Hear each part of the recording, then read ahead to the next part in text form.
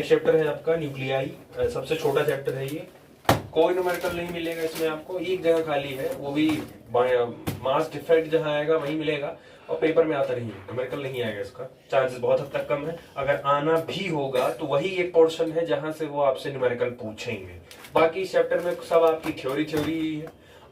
90% इसमें केमिस्ट्री ही आपकी है, और वो चेंज है नहीं। केमिस्ट्री जिसको 11th वाली आ रही होगी उसके लिए ज्यादा प्रॉब्लम नहीं करेगा, ठीक है। चैप्टर है आपका न्यूक्लियाई। अच्छा, दो चीजें होती हैं, एक होता है न्यूक्लियस, एक होता है न्यूक्लियाई। क्या डिफरेंस है न्यूक्लियस और न्यूक्लियाई में? छोटे क्लास का है ये क्वेश्चन, न्यूक्लियस और न्यूक्लियाई में क्या, तूत और तीथ में क्या डिफरेंस है? चलो ये बताओ पहले, तूत और तीथ में क्या डिफरेंस है? तुम्हारे पास तूत है कि तुम्हारे पास तीथ है? तीथ। तो तूत किसे कहते हैं? एक को तूथ बोलते हैं, और मल्टीपल झुंड ऑफ दांत उसको टीथ बोलते हैं। तो न्यूक्लियस सिंगल को बोलते हैं, एक जब होता है उसको न्यूक्लियस बोलते हैं। जब कॉम्बिनेशन ऑफ न्यूक्लियस हो जाता है तो उसी को हम न्यूक्लियाई। जब इंग्लिश में बोला जाए तो इसको क्या बोलोगे? आपने क्या इंग्लिश में पढ़ा था? सिंगुलर और तो न्यूक्लियाई एक्चुअल क्या है आपका? प्लूरल है, ठीक है, सिंगुलर नहीं है वो, ठीक। तो पिछला चैप्टर जो आपने पढ़ा था, अगर आपको ध्यान हो तो पिछले चैप्टर में आपने एटम में एक्सपेरिमेंट किए थे रदरफोर्ड ने। Rutherford experiment, alpha scattering experiment करते समय रदरफोर्ड ने न्यूक्लियस की डिस्कवरी की थी, और उन्होंने एक चीज ये बोला था कि किसी भी एटम के सेंटर में एक हाईली स्टेबल पॉजिटिव चार्ज बैठा होता है, जिसको उन्होंने क्या नाम दिया था? न्यूक्लियस। अभी उसी न्यूक्लियस के बारे में पढ़ना है कि एक्चुअल न्यूक्लियस क्या होता है, उसके अंदर कौन कौन सी चीजें हैं, न्यूक्लियस के होने या ना होने से क्या प्रभाव पड़ता है। बहुत सारे ऐसे एलिमेंट हमारे पीरियोडिक टेबल में प्रेजेंट है जिनके पास न्यूक्लियस बहुत, जिनका न्यूक्लियस बहुत हैवी है, कुछ लोग ऐसे हैं जिनका न्यूक्लियस बहुत हल्का है। तो मतलब कुल मिला के इस चैप्टर में आपको न्यूक्लियस के बारे में ही पढ़ना है, ठीक है। As it is previous chapter में आपने पढ़ा कि एटॉमिक न्यूक्लियस जो था वो रदरफोर्ड के द्वारा डिस्कवर किया गया। कौन सा एक्सपेरिमेंट किए थे वो? Alpha scattering experiment. पूछा जाएगा the nucleus was discovered by Rutherford performing which experiment? 4 option में रहेगा, ठीक है। तो वो ध्यान से एक्सपेरिमेंट का नाम भी याद रखिएगा, ठीक। इस चैप्टर में आपको पढ़ना क्या है? बेसिकली आपको डिफरेंट प्रॉपर्टीज ऑफ न्यूक्लियाई पढ़ना है। जैसे आपको इस न्यूक्लियस का size, mass, density, stability of nucleus, nuclear fission, nuclear fusion और बाइंडिंग एनर्जी, ये आपको चीजें सारी से पढ़नी है, ठीक। Nucleus, as per the Rutherford experiment, it was concluded that the entire positive charge and mass of an atom was present at its center known as nucleus. Rutherford के मॉडल के हिसाब से किसी भी एटम का पूरा मास या पूरा एंटायर पॉजिटिव चार्ज उसके न्यूक्लियस पर ही कंसेंट्रेट किया जाता है। इनडायरेक्टली आप ये कह सकते हैं कि न्यूक्लियस उस एटम का जान है। जैसे आप शरीर है, आपके अंदर आत्मा है, आत्मा निकाल दे, शरीर किसी काम का नहीं है, मरने के बाद यही होता है, आत्मा निकल जाती है, शरीर बच जाता है। वैसे ही किसी भी एलिमेंट और किसी भी एटम के अंदर से उसका न्यूक्लियस निकाल दीजिए, वो वहीं डेड कर जाएगा, वो एटम वहीं बेकार हो जाएगा। समझ आया? बायो में भी होता है सेल, न्यूक्लियस। बायो का सेल किसने खोजा था? बायो का सेल रॉबर्ट हुक ने। कौन सा सेल खोजा था? Dead cell. लिविंग कौन खोजा था? एंटाइन वॉन लिवेनहॉक ने खोजा था। न्यूक्लियस किसने खोजा था? बायो का न्यूक्लियस किसने खोजा था?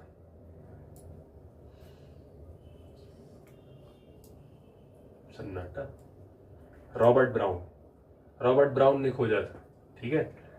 अब अगर थोड़ा बहुत याद हो अगर, तो उसके न्यूक्लियस भी आपने देखा होगा कि न्यूक्लियस बायो, हम लोग का भी जो न्यूक्लियस होता था पहले स्टार्टिंग में वेल डिफाइंड नहीं था, न्यूक्लियर मेम्ब्रेन प्रॉपर नहीं थी। तो उस समय जो ऑर्गेनिज्म आए थे उनको हमने प्रोकैरियोटिक सेल बोला था। जब वो न्यूक्लियर मेम्ब्रेन वेल डिफाइंड हो गई, अच्छे से बन गई, तो फिर हमारा आया क्या? यूकैरियोटिक। जैसे हम लोग कौन से वाले हैं?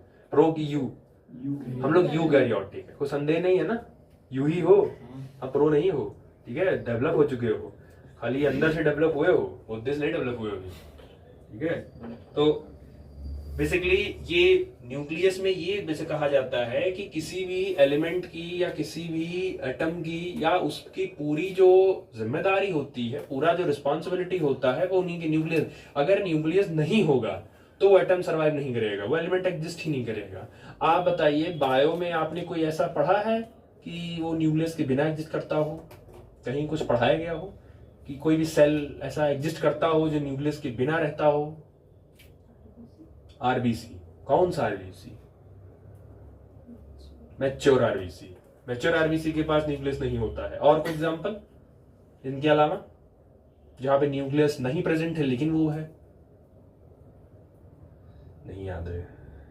Save tubes. प्लांट पढ़ा था, प्लांट टिश्यू। प्लांट टिश्यू में जाइलम आता था, फ्लोएम आता था, जाइलम पैरेन्काइमा और जाइलम फाइबर।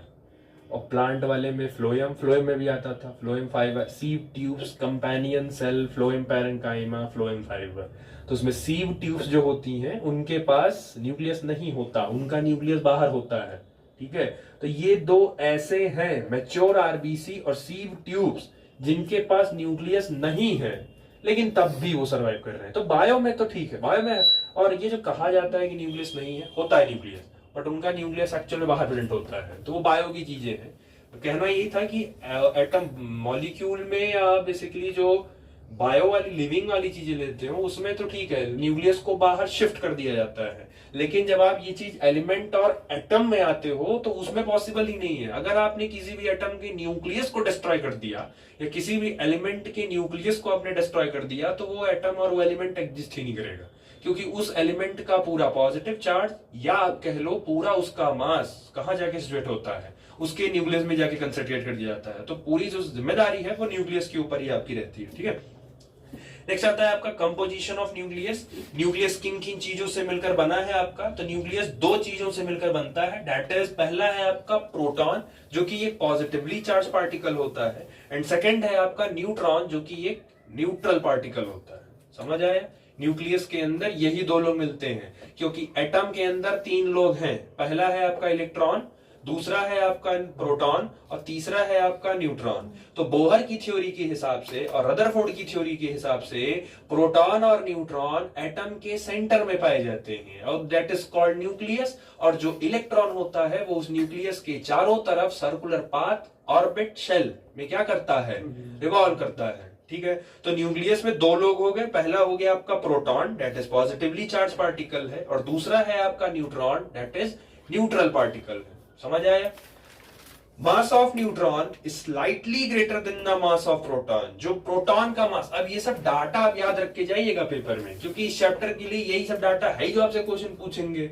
अब जैसे प्रोटॉन का जो मास होता है वो होता है 1.672 into 10 to the power -27 kg।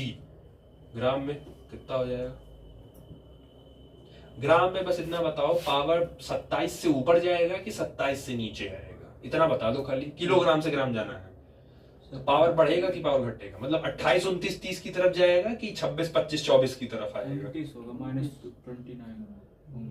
27 पे हो तो 1000 से ही करोगे तो कितना जाएगा? 27 के ऊपर पहुंचेगा वो, 28, 29, 30 उधर जाएगा। ठीक है, तो प्रोटॉन का जो मास है वो 1.672 into 10 to the power -27 kg है, जबकि न्यूट्रॉन का मास 1.674, बस थोड़ा सा भारी है। कहने के लिए कोई कहे अगर कि मास में क्या डिफरेंस है तो आप यही कहोगे कि न्यूट्रॉन भारी होता है और न्यूट्रॉन से स्लाइटली डिफरेंस में बस थोड़ा सा क्या हल्का होता है प्रोटॉन। लेकिन अगर कहा जाए तो भारी कौन है? न्यूट्रॉन ही है। न्यूट्रॉन से, न्यूट्रॉन के बाद किसका नंबर है? प्रोटॉन का। और इलेक्ट्रॉन का मास, आपके पास 10 करोड़ रुपए है, आपके पास 1 करोड़ रुपए है, उसमें से 1 रुपया गायब हो गया तो बहुत छोटा अमाउंट है वो। लेकिन अब वो 1 करोड़ भी तो नहीं रहा। 1 करोड़ में से अगर 1 रुपया गायब हो गया तो वो 1 करोड़ कहां रहा? वो बहुत छोटा ही अमाउंट है, लेकिन वो पूरा नहीं रहा, कम हुआ आपका। सेम वैसे ही प्रोटॉन का मास न्यूट्रॉन के मास से थोड़ा सा कम होता है। मतलब सबसे ज्यादा मास किसका होता है किसी भी एटम के अंदर? न्यूट्रॉन का। उससे थोड़ा सा कम किसका होता है? प्रोटॉन का। और सबसे कम किसका होता है? इलेक्ट्रॉन का। अब जब इलेक्ट्रॉन का मास कंपेयर किया गया तो लगभग 1840 टाइम्स जब रखोगे तब वो प्रोटॉन के मास के बराबर आएगा। मतलब इलेक्ट्रॉन के मास में इतना टाइम्स आप मल्टीप्लाई करो तब जाके वो इसके बराबर आएगा। तो आप राउंड ऑफ भी कर सकते हो, तो आप कह सकते हो कि प्रोटॉन का मास इलेक्ट्रॉन के मास के लगभग 2000 टाइम्स है, 2000 गुना है, या आप चाहो तो इसको 1900 कर लो, वो आपके ऊपर है। तो ये ध्यान रखना कि प्रोटॉन का मास इलेक्ट्रॉन के मास के लगभग 2000 टाइम्स होता है। एज इट इज जो फॉलो प्रोटॉन के लिए है वही सेम रूल आप किसके लिए अप्लाई करोगे, न्यूट्रॉन के लिए, क्योंकि प्रोटॉन और न्यूट्रॉन का मास लगभग क्या है, सेम है। ठीक, तो डाटा याद रखना। नेक्स्ट आता है आपका प्रोटॉन। तो प्रोटॉन को डिस्कवर किया था गोल्डस्टीन ने यूजिंग एनोड रे एक्सपेरिमेंट।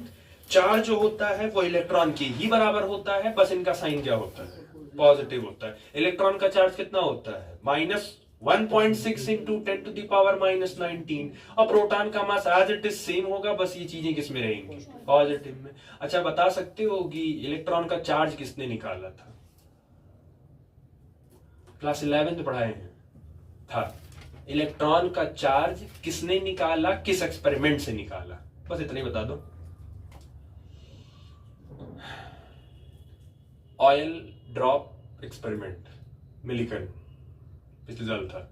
थॉमसन ने चार्ज मास रेशियो निकाला था, अगर याद हो, थोड़ा बहुत अगर याद हो, तो वहां से ही ये निकला था। तो ये जो पूछा जाएगा कि इलेक्ट्रॉन का चार्ज निकाला किसने था, तो मिलिकन ने निकाला था ऑयल ड्रॉप एक्सपेरिमेंट से। ठीक, बाकी चार्ज इसका एज इट इज पॉजिटिव में रहेगा। मास ऊपर आपने कर लिया है, इसी को आप 1 AMU भी बोलते हो। AMU का मतलब होता है एटॉमिक मास यूनिट, या उसी को आप बोलते हो 1 यूनिट। स्टार्टिंग में पहले हम यूनिट में मेजर करते थे, थोड़ा सा और एडवांस हुआ तो हम लोगों ने AMU में मेजर किया, और एडवांस हुआ तो हम लोगों ने डायरेक्ट उसको केजिंग चले गए।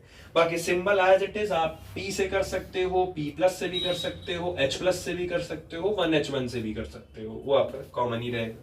नेक्स्ट आता है आपका neutron, discovered by James Chadwick in 1932 using alpha particle bombarding experiment.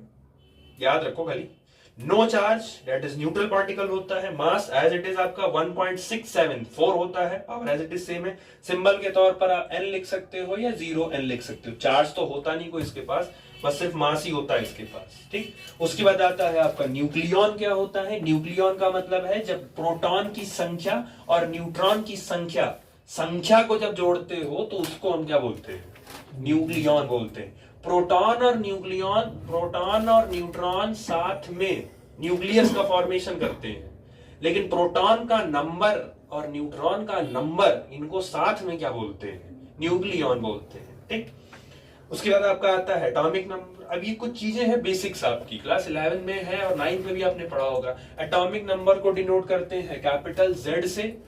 Atomic number का मतलब होता है किसी भी एटम के अंदर, किसी भी एलिमेंट के अंदर कितने total number of proton present है, वही उस एलिमेंट का क्या बन जाता है, एटॉमिक नंबर। अब आप बताइए, अगर आपको मैं पेपर बनाने के लिए बैठा दूं इस चैप्टर से, तो क्या आप ये क्वेश्चन पूछेंगे what is atomic number class 12 के बच्चे से? नहीं पूछोगे, तुमको पता है, उन्हें इतना तो जान ही रहा होगा। बहुत लोग जान रहे होंगे, बहुत लोग भी नहीं जान रहे होंगे कि एटॉमिक नंबर क्या है, कि total number of proton present inside the nucleus. ये तो आपको दिख रहा है, बट क्वेश्चन ये नहीं फ्रेम होगा। मैं कहूं इसी से एक क्वेश्चन फ्रेम करो, तो आप क्या फ्रेम करोगे, इसी एक लाइन से? तो अगर आप क्वेश्चन बनाने का मौका दिया जाए सिर्फ इसी एक लाइन से, तो आप क्या बनाओगे क्वेश्चन, या एटॉमिक नंबर से क्या क्वेश्चन बनाओगे आप? Why is atomic number is equal to ये क्या है, number of proton? क्यों? हाँ, नहीं ये क्या बात हुई? अरे सर है तो क्यों है, मतलब हाँ सही बात है, क्यों है बताओ क्यों? अच्छा, प्रोटॉन एटम के अंदर और भी तो 2 लोग हैं, कौन कौन है? न्यूट्रॉन। तो एटॉमिक नंबर की डेफिनेशन इलेक्ट्रॉन पे क्यों नहीं दी गई? Total number of electron present in, वो भी कर सकते थे। हाँ, ये एक पहला रीजन था। क्या इलेक्ट्रॉन क्या है, वो याद है ना, इलेक्ट्रॉन वो घर का बच्चा है जिस पर घर वाले ही ध्यान नहीं देते, कब आ रहा है कब जा रहा है, कोई वो नहीं है। तो इलेक्ट्रॉन एटम के अंदर आ जा सकता है, तो अगर वो अंदर बाहर बार बार करेगा तो एटॉमिक नंबर बार बार क्या होगा। और एटॉमिक नंबर किसी भी एलिमेंट की एक फिक्स्ड प्रॉपर्टी होती है। मोजले ने समझाया था पिछले साल एक्सपेरिमेंट करके, एक्सरे डिफ्रैक्शन किया था उन्होंने, और उन्होंने वो मोजले बोहर ने क्या लॉ प्रपोज किया था कि the physical and chemical properties of an element is the periodic function of their atomic number. तभी तो उसके बाद मॉडर्न पीरियोडिक टेबल बना, क्योंकि मेंडलीव ने अपना पीरियोडिक टेबल किस पर अरेंज कर दिया था, एटॉमिक मास पे। और जब बाद में मोजले और बोहर आए तो उन्होंने इसी चीज को सही किया और उन्होंने एटॉमिक नंबर किस पे अरेंज किया, एटॉमिक नंबर। और मोजले ने ये एक्सपेरिमेंट करके बताया कि किसी भी एलिमेंट की फिजिकल हो या केमिकल प्रॉपर्टी हो वो उसके एटॉमिक नंबर पे डिपेंड करती है, ना कि उसके एटॉमिक मास पे करती है। तो इसका मतलब अगर एटॉमिक नंबर पे डिपेंड कर रही है तो एटॉमिक नंबर कांस्टेंट होना चाहिए कि वेरिएबल होना चाहिए, कांस्टेंट होना चाहिए। और इलेक्ट्रॉन क्या बार बार अंदर बाहर होगा, तो वो बार बार अंदर बाहर करेगा तो बार बार एटॉमिक नंबर भी तो चेंज होगा। तो इसीलिए एटॉमिक नंबर का डेफिनेशन इलेक्ट्रॉन के ऊपर नहीं रखा गया। अब बचता है प्रोटॉन पर और न्यूट्रॉन पर। न्यूट्रॉन पे क्यों नहीं रखे, वो तो अंदर बाहर भी नहीं करेगा, वो तो न्यूक्लियस में है प्रोटॉन के साथ, चार्जलेस है, वो चार्ज नहीं है ना उसके पास, बैलेंस कैसे कराओगे, वो तो मास बैलेंस करने के लिए आया था, चार्ज को कोई मतलब ही नहीं है। तो ये रीजन है कि पूछा जा सकता है कि एटॉमिक नंबर की पूरी डिपेंडेंसी प्रोटॉन के ऊपर क्यों गई। तो पहला है क्योंकि इलेक्ट्रॉन अंदर बाहर कर सकता है जिसकी वजह से आपका एटॉमिक नंबर फ्लक्चुएट कर जाएगा, जो कि पॉसिबल नहीं है। दूसरा, न्यूट्रॉन आपका क्योंकि चार्जलेस होता है तो चार्ज बैलेंस नहीं कर पाएगा वो, क्योंकि वो मास बैलेंस करने के लिए आया था। ठीक, समझ आ गया। दूसरा, अगर एलिमेंट न्यूट्रल स्टेट में है, न्यूट्रल स्टेट का मतलब है ना तो उस एलिमेंट या उस एटम के ऊपर कोई पॉजिटिव चार्ज है और ना ही उस एटम के ऊपर कोई नेगेटिव चार्ज है। तो जिस समय उसके ऊपर पॉजिटिव और नेगेटिव चार्ज नहीं होगा वो अपने न्यूट्रल कंडीशन में होगा और उसमें पाए जाने वाले प्रोटॉन, इलेक्ट्रॉन और एटॉमिक नंबर तीनों की संख्या क्या रहेगी, बराबर रहेगी। जैसे आप कुछ एलिमेंट से भली भांति वाकिफ हैं, आप जान रहे हैं आपके पास सोडियम भी प्रेजेंट है और आप जान रहे हैं आपके पास सोडियम आयन भी प्रेजेंट है। भाई देखो 12 में हो और जा रहे हो पेपर देने, इसमें तो डिफरेंस पता ही होगा, Na+1। तो इसका एटॉमिक नंबर कितना होगा, 11। और +1 वाले का एटॉमिक नंबर कितना होगा, 11। इसका प्रोटॉन कितना होगा, 11। और इसका भी प्रोटॉन कितना होगा, 11। और इस वाले का इलेक्ट्रॉन कितना होगा, 11। लेकिन इसका इलेक्ट्रॉन कितना हो गया, 10 हो गया, एक निकल गया ना। तो जब वो अपने चार्ज अवस्था में है तो Z, P और E की वैल्यू सेम नहीं है, लेकिन जब वो अपने न्यूट्रल कंडीशन में है तो उसके अंदर Z, P और E की वैल्यू क्या है। तो जब वो पॉजिटिव और नेगेटिव चार्ज नहीं रखेगा अपने ऊपर, न्यूट्रल कंडीशन में विदाउट चार्ज में है, तो उसके अंदर Z, P और E इनकी वैल्यूज क्या रहेंगी, सेम रहेंगी। ठीक, तो ये ध्यान रखिएगा आप। ठीक है, उसके बाद आता है आपका मास नंबर, इसको डिनोट करते हैं कैपिटल ए से। ये इसका काम होता है बेसिकली, डेफिनेशन है कि किसी भी न्यूक्लियस के अंदर नंबर ऑफ प्रोटॉन और नंबर ऑफ न्यूट्रॉन, इन दोनों को आप जोड़ दीजिए, इन दोनों की संख्या को जोड़ने के बाद जो आएगा उसी को हम क्या बोलते हैं, मास। और अभी कुछ देर पहले आपने कहा कि इन दोनों के नंबर को मिला के क्या कहते हैं, न्यूक्लियॉन। तो आप ये भी तो कह सकते हो कि nucleon is equal to mass number. ठीक, तो दोनों का नंबर आप जोड़ दो, आपको किसका मिल जाएगा, mass number. That is mass number is equal to A, number of proton is equal to P plus number of neutron is equal to N. अगर आपका एलिमेंट न्यूट्रल है, अगर आपका एटम न्यूट्रल है तो क्या ये वाला रूल फॉलो होगा। और अगर रूल फॉलो होगा तो P की जगह एक बार आप किसको रख सकते हो, Z को, और P की जगह एक बार आप किसको रख सकते हो, E को। मेन फॉर्मूला कौन सा है, ये मेन फॉर्मूला है ब्लैक वाला, और ये ब्लू वाला कौन सा फॉर्मूला है, डिराइव्ड फॉर्मूला है, ये लाया गया। आपसे जब पूछा जाएगा कि मास नंबर का फॉर्मूला लिखिए तो आप सिर्फ कौन सा लिखेंगे, या जब वाइवा देने बैठोगे तो पूछेगा आपसे मास नंबर क्या होता है, नहीं पहले पूछेंगे मास नंबर किससे डिनोट करते हैं, ए से। कौन से ए से, कैपिटल ए से। अच्छा क्या होता है सर, न्यूट्रॉन और प्रोटॉन का सम होता है। अच्छा इन दोनों के सम को और क्या बोलते हैं सर, न्यूक्लियॉन बोलते हैं। अच्छा इसका फॉर्मूला क्या होता है sir, A is equal to P plus N। और कोई फॉर्मूला, हाँ सर P की जगह Z रख सकते हैं। क्यों रख सकते हैं, अगर सर न्यूट्रल हुआ तो P Z के बराबर होता है। और क्या रख सकते हैं, E रख सकते हैं। क्यों रख सकते हैं, क्योंकि सर न्यूट्रल में Z बराबर P बराबर ही होता है।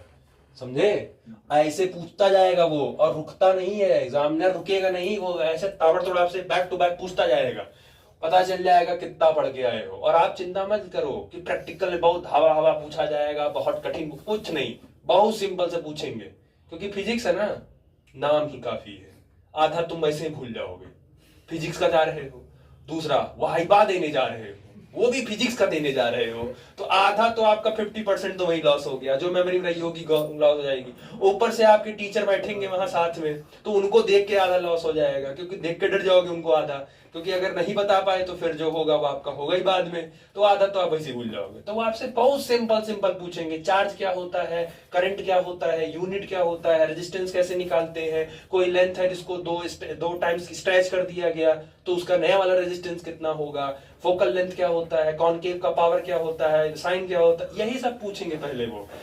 पी टाइप सेमीकंडक्टर क्या होता है, मेटल की प्रॉपर्टी क्या होती है, न्यूक्लियस क्या, ये पहले नॉर्मली पूछेंगे। जब नॉर्मल में जब आप देना स्टार्ट करने लगेंगे, देते रहेंगे, तब वो जान जाएगा पढ़ा है। जब आप देते रहेंगे तब धीरे धीरे वो अपना लेवल क्या करेगा, बढ़ाएगा। और इन केस आप उसके सारे लगभग सवालों का, एक एग्जामिनर मोटा मोटी, हम लोग भी वाइवा लेने जाते हैं, 7-8 क्वेश्चन पूछते हैं, जिनमें से अगर उसने 5-6 का जवाब दे दिया तो हम लोग पूरा वर्ड दे देते हैं, 30 नंबर दे देते हैं। अब भाई है कि कुछ लोग जाके बस बैठे रहते हैं क्योंकि पड़ोसी मुंह देखते हैं, क्योंकि वो एक्चुअली एक साथ 4-5 को एक साथ बुलाते हैं ना सब। तो जब 5 लोग बैठोगे एक साथ, तो जब क्वेश्चन पूछेगा तो वो उसका मुंह देखेगा, वो उसका मुंह देखेगा, यही होता है। और ज्यादा दिक्कत तब होती है जब एग्जामिनर थोड़े से सनकहे आ जाते हैं। कुछ लोग होते हैं रामबाग में होते हैं एग्जामिनर, थोड़े सनकहे ही आते हैं, अपने यहाँ भी होते हैं, ठीक है। तो वो कहेंगे कि जब तक हमारे टाइम पे हुआ था, हमसे वो बोले थे, मतलब हमारे बैच में जो आए थे एग्जामिनर वो यही बोले थे, तब तक क्वेश्चन पूछेंगे जब तक कि आप कह नहीं दोगे कि हमको नहीं आ रहा है। हमने भी कहा ठीक है पूछो, तो पूछते तो गए, तो मेरे से 14 सवाल पूछे थे वो, जिनमें से 2 का जवाब मैंने लास्ट मना किया था कि नहीं आ रहा है, बाकी 12 का जवाब मैंने दिया था। तो वो है, कुछ एग्जामिनर हैं आपके जो आएंगे ऐसे, मोरल आपका डाउन करेंगे आपका, और करना भी चाहिए, ठीक है, करेंगे नहीं तो फिर पढ़ोगे ऐसे। चल, उसके बाद है total charge of nucleus is equal to total charge on all Z protons in it. अच्छा, न्यूक्लियस के अंदर प्रोटॉन है और न्यूट्रॉन है, तो न्यूट्रॉन के ऊपर तो कोई चार्ज है नहीं, तो उसको साइड करो, बचा सिर्फ कौन, प्रोटॉन। प्रोटॉन के ऊपर ही चार्ज है। ये बताओ, जितना प्रोटॉन होगा उतना ही चार्ज होगा कि नहीं होगा? अगर 10 प्रोटॉन है तो उसके अंदर चार्ज भी कितने का होगा? 10 प्रोटॉन का चार्ज होगा, तो अगर 12 प्रोटॉन है तो कितने का चार्ज होगा? अरे एक प्रोटॉन का चार्ज कितना होता है? 1.6 × 10⁻19, तो 12 का कितना होगा? 12 इंटू दिस, 50 है तो 50 इंटू दिस, तो Z इंटू ई डैट कर सकते हो कि नहीं कर सकते हो? ठीक, चलो नेक्स्ट आता है आपका क्लासिफिकेशन ऑफ न्यूक्लियाई। पहला बेसिस है कंपोजिशन के बेसिस पर, जिसमें आपने पढ़ा है पहला आइसोटोप। सर यहाँ पे Z इंटू ई क्यों रहेगा? P रहेगा ना, और E और P की वैल्यू क्या होती है? बराबर। तब साइंस से नहीं मतलब है ना, वो मैथमेटिक्स थोड़ी ना कि साइन बैलेंस कर रहे हो वहां, सिर्फ क्योंकि इलेक्ट्रॉन का जितना चार्ज है उतना ही किसका चार्ज होता है, प्रोटॉन का। तो आप P भी लिख सकते हो, E भी लिख सकते हो। वो इसलिए E लिखा जाता है क्योंकि E अंदर बाहर और इलेक्ट्रॉन ज्यादा फेमस है, इसीलिए इलेक्ट्रॉन को, क्योंकि प्रोटॉन बाहर निकल नहीं सकता, तो इसीलिए। नेक्स्ट आपने 7th 8th 9th 10th 11th पढ़ा होगा आइसोटोप, आइसोबार, आइसोटोन। नया नहीं है, पढ़े हो आप लोग। आइसोटोप का मतलब क्या होता था कि same atomic number but different mass number, अगर ये है तो वो आइसोटोप कहलाएगा। एग्जांपल के तौर पर सबसे फेमस आपका हाइड्रोजन है। हाइड्रोजन के 3 आइसोटोप होते हैं, प्रोटियम, ड्यूटेरियम, ट्राइटियम। ट्राइटियम को T से करते हैं, ड्यूटेरियम को D से करते हैं, और प्रोटियम को P और H से करते हैं। सबसे ज्यादा यूज यही होता है पूरी केमिस्ट्री में, जो हाइड्रोजन यूज होता है यही प्रोटियम वाला यूज होता है। पानी में H2O है, HCl, H2SO4, जो H आप यूज करते हो वो प्रोटियम ही होता है, ठीक है। ड्यूटेरियम आपका D, 1H2 हो गया, और ट्राइटियम आपका क्योंकि रेडियो एक्टिव होता है। एटॉमिक नंबर देखो तीनों का सेम है, 111, मास नंबर अलग है, इसका 1 है, इसका 2 है, इसका 3 है। समझ आया? ठीक। आपसे अगर मैं कहूं कि इसके अंदर न्यूट्रॉन बताओ, 1H1 के अंदर न्यूट्रॉन बताओ कितने हैं, तो कैसे पता करोगे क्या कितने न्यूट्रॉन है उसके अंदर? सर में से पैर घटा दो। हाँ याद है, सर में से पैर घटा दो। सर पे हमेशा क्या लिखा जाता था? मास। और पैर पे हमेशा क्या लिखा जाता था? Atomic number. तो जब भी आपसे न्यूट्रॉन पूछेगा, सर में से पैर माइनस कर दो, मतलब एटॉमिक मास में से एटॉमिक नंबर माइनस कर दो, 1 में से 1। पूरी केमिस्ट्री में इकलौता यही एक ऐसा है जिसके पास न्यूट्रॉन की संख्या क्या होती है, और किसी के पास नहीं होता है। पूछेगा name the species in which the number of neutron is 0। MCQ का हो सकता है मैं ये बोलूं और आपके बोर्ड का पहला क्वेश्चन ही यही हो, name the species in which number of neutron is 0। कौन सा स्पीसीज है जिसके पास न्यूट्रॉन 0 होगा? Protium, deuterium, tritium. एक ऑप्शन और सेट कर देगा। तो पूरी केमिस्ट्री इकलौता यही है जिसके पास न्यूट्रॉन की संख्या 0 होती है। इसके पास देखो 1 है, 2 में से 1 माइनस करोगे तो 1 न्यूट्रॉन, और 3 में से 1 माइनस करोगे तो 2 न्यूट्रॉन। ठीक, तो ये तो हो गया आपका क्या, आइसोटोप्स का हो गया। ठीक है, हाँ एक चीज और, अच्छा आइसोटोप्स में प्रोटियम, ड्यूटेरियम, ट्राइटियम, इनकी पोजीशन पीरियोडिक टेबल में अलग अलग है कि एक ही है?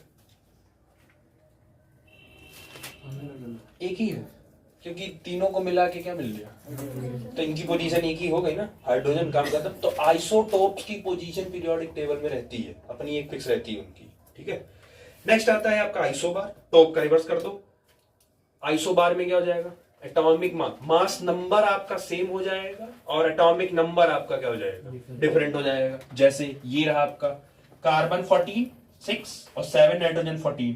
अब देखो एटॉमिक नंबर दोनों का क्या क्या है, अलग अलग है। इसका मास देखो 14 है, इसका ही मास 14 है, तो दोनों का मास क्या है, सेम। दोनों का एटॉमिक नंबर क्या हो गया, डिफरेंट। अब जरा न्यूट्रॉन निकालो तो 14 में से 6 क्या कितना बचा, 8, और 14 में से 7 क्या कितना बचा। तो नंबर ऑफ न्यूट्रॉन क्या होता है, यानी कि आइसोबार में नंबर ऑफ न्यूट्रॉन सेम होते हैं कि डिफरेंट, डिफरेंट। और आइसोटोप में भी नंबर ऑफ न्यूट्रॉन क्या होते हैं, इसका मतलब है आइसोटोप जितने होंगे उनके अंदर atomic number same, mass number different और नंबर ऑफ न्यूट्रॉन भी डिफरेंट। पहला क्लियर।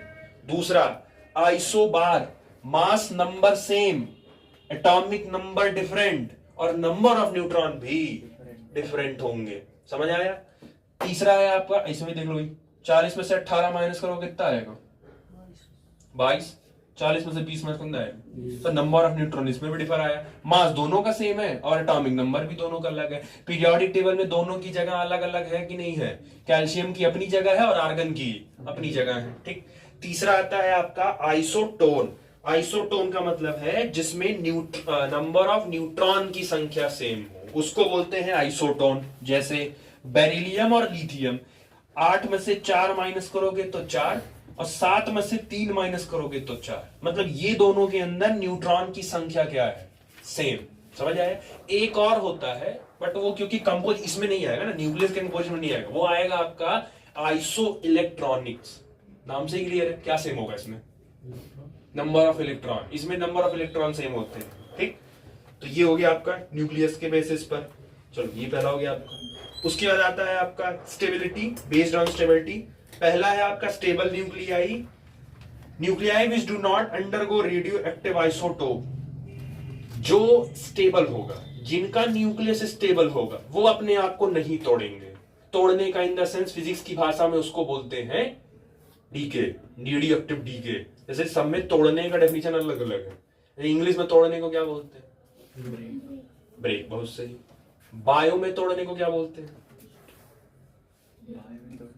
बायो में किसी चीज को तोड़ना हो, ब्रेक करना हो तो क्या बोलते हैं, क्लीवेज। क्लीवेज नहीं, उसको केमिस्ट्री नहीं बोलते हैं, उसको बायो बटन में वो क्लीवेज। जाइगोट क्लीवेज होता है ना, जब जाइगोट बनता है तो जाइगोट में क्लीवेज होता है, तब तो जाइगोट से इम्ब्रायो बनता है, इम्ब्रायो से धीरे धीरे मोरूला, ब्लास्टूला, याद आया, गैस्टूला भी बनता है, 32 ब्लास्टोमियर तक जाता है, वही आगे चल के बेबी बनता है। ठीक है, तो बेसिकली तोड़ने को यहाँ पे बेसिकली क्लीवेज कहते हैं, केमिस्ट्री में बोल सकते हो, फिजिक्स में भी है। जिनका न्यूक्लियस स्टेबल होता है, जो स्टेबल होते हैं वो अपने आप को तोड़ते नहीं, क्योंकि तोड़ते वही है खुद को जो स्टेबल नहीं होते हैं, रगड़ते वही है खुद को जो स्टेबल नहीं होते हैं। एक आईएएस फिर से नहीं रगड़ेगा, एक डॉक्टर फिर से नहीं रगड़ेगा अपने आप को, क्योंकि वो ऑलरेडी क्या जान रहा है, मैं स्टेबल हूं। रगड़ने का काम बच्चों का होता है, एस्पिरेंट्स का होता है, क्योंकि वो स्टेबल नहीं होते हैं। तो जो जान रहा है स्टेबल हूं, तो वो अपने आप को तोड़ेगा नहीं। तो रेडियो एक्टिव डीके कह सकते हो, जिनका न्यूक्लियस स्टेबल होता है वो किसी भी प्रकार का कोई भी डीके नहीं करते हैं, किसी प्रकार का अपने आप को तोड़ेंगे नहीं। दूसरा, usually have suitable neutron to proton ratio. वो क्यों होता है, क्यों स्टेबल होते हैं, क्योंकि उनके अंदर प्रेजेंट न्यूट्रॉन और प्रोटॉन, इन दोनों का जो रेशियो होता है वो एक लिमिटेड, एक नंबर जो होता है वो कांस्टेंट या एक छोटा नंबर होता है, बहुत बड़ा डिफरेंस नहीं आता, जिनकी वजह से इनका जो नंबर होता है या इनका जो रेशियो होता है वो काफी हद तक स्टेबल होता है। अब वो नंबर अभी आपको आगे पढ़ाया जाएगा कि क्यों कुछ एलिमेंट न्यूक्लियर फ्यूजन करते हैं और क्यों कुछ एलिमेंट न्यूक्लियर फ्यूजन करते हैं, टॉपिक इसीलिए है। तो वो क्यों करते हैं ये दोनों, उसके पहले अभी आएगा, ठीक। दूसरा है आपका unstable nuclear, that is radio active. ये न्यूक्लियाई स्पॉन्टेनियसली स्टेबल होने के लिए ही अपने आप को alpha beta gamma rays emit करते हैं, जैसे यूरेनियम, थोरियम। ये लोग ऐसे हैं जो स्टेबल नहीं होते, अपने अंदर से continuously alpha beta gamma rays निकालते हैं ताकि ये क्या हो जाए, अपने आप को क्या कर ले, ये स्टेबल। और इनका न्यूक्लियस काफी हैवी भी होता है। तीसरा आता है आपका based on mass number, that is light nuclei. अब इसी के बेसिस पर आगे आपको पूरा पढ़ना है। जिनका मास नंबर 20 से नीचे होता है, मतलब जिनका एटॉमिक मास 20 से नीचे होता है, उनका न्यूक्लियस हल्का होता है।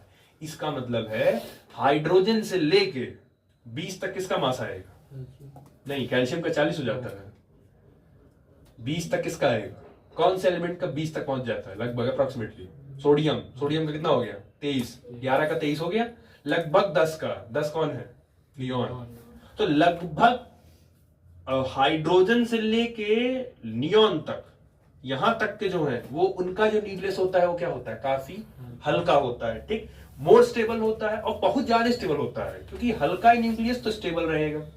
दूसरे आते हैं मीडियम मास न्यूक्लियाई, जिनका मास नंबर 20 से ज्यादा होता है और 150 से नीचे होता है, उनका भी आपका बेसिकली स्टेबल कैटेगरी में भी आता है, मीडियम मास होता है। और जिन लोगों का न्यूक्लियस का मास 150 से ऊपर चला गया, मास नंबर इनका ऊपर चला, वही होते हैं हैवी न्यूक्लियाई, और वही आगे चल के अपने आप को तोड़ते हैं। अब ये पैटर्न समझिए, आपके पीरियोडिक टेबल में 3 तरीके के एलिमेंट है। पहला, जिनके न्यूक्लियस बहुत हल्का है। दूसरा, जिनका न्यूक्लियस लगभग बीच में है, ना ज्यादा हल्का ना ज्यादा भारी। और तीसरे हैं जिनका न्यूक्लियस बहुत ज्यादा भारी है। तो पूरे पीरियोडिक टेबल को जब छाना गया तो उसमें एक एलिमेंट ऐसा आया, एक एलिमेंट ऐसा मिला जो बहुत ज्यादा स्टेबल है, वो है आयरन। आयरन ही इकलौता आपका ऐसा है जो एकदम स्टेबल है, ना वो इधर जा रहा है ना वो एकदम सेंटर में है। तो उसी को सेंटर मान के फिर सारा जजमेंट पास किया गया था कि कितने लोग ऐसे हैं जो न्यूक्लियर फिजन करेंगे और कितने लोग ऐसे हैं जो न्यूक्लियर फ्यूजन करेंगे, उसको सेंटर मान के किया है। दूसरा, फिजन का मतलब क्या होता है, फिजन का मतलब वर्ड का मतलब क्या है, फिजन टूटना, अरे बाइनरी फिजन, मल्टीपल फिजन। तो फिजन में क्या होता है, और फ्यूजन का मतलब क्या होता है, इतना क्लियर है। आगे लगा न्यूक्लियर फ्यूजन का मतलब है न्यूक्लियस आपस में जुड़ रहा है, और न्यूक्लियर फिजन का मतलब न्यूक्लियस आपस में। आप कॉमन सेंस लगाओ, कौन सा न्यूक्लियस टूटेगा, हल्का वाला कि भारी वाला? तो जो भारी होंगे वो न्यूक्लियस अपने आप को क्या कर लेंगे, इसका मतलब हैवी न्यूक्लियस कौन सा प्रोसेस करेगा, न्यूक्लियर फिजन, वो फिजन करेगा ना हैवी वाले। और जो हल्के वाले हैं वो क्या करेंगे। अब सवाल है क्यों करेंगे, तो लड़ाई किसके लिए होती है, बस भारी वाले तोड़ के हल्का होना चाहेंगे, क्या होने के लिए, भाई जो मोटा है वो क्या होना चाह रहा है, और जो पतला है वो क्या होना चाह रहा है, क्योंकि वो स्टेबल होना चाह रहा है। तो जो भारी न्यूक्लियस है, जो भारी वाले हैं, वो अपने आप को अपना न्यूक्लियस तोड़ तोड़ के स्टेबल होना चाहेंगे, न्यूक्लियर फिजन करवाएंगे। जो हल्के वाले न्यूक्लियस है वो न्यूक्लियस जोड़ के न्यूक्लियर फ्यूजन करवाना चाहेंगे, स्टेबल होना चाहेंगे। समझ आया? तो जो 3 टाइप आपने लिखा है लाइट न्यूक्लियाई, तो लाइट न्यूक्लियाई वाले क्या करेंगे, न्यूक्लियर फ्यूजन। और जो हैवी न्यूक्लियाई वाले हैं वो क्या करेंगे, न्यूक्लियर फिजन। बीच वाले तो आराम से है ना, उनको कुछ करने की जरूरत नहीं होती। समझ आया? क्लियर हो गया? ठीक, तो ये इतना है ना, बाकी नेक्स्ट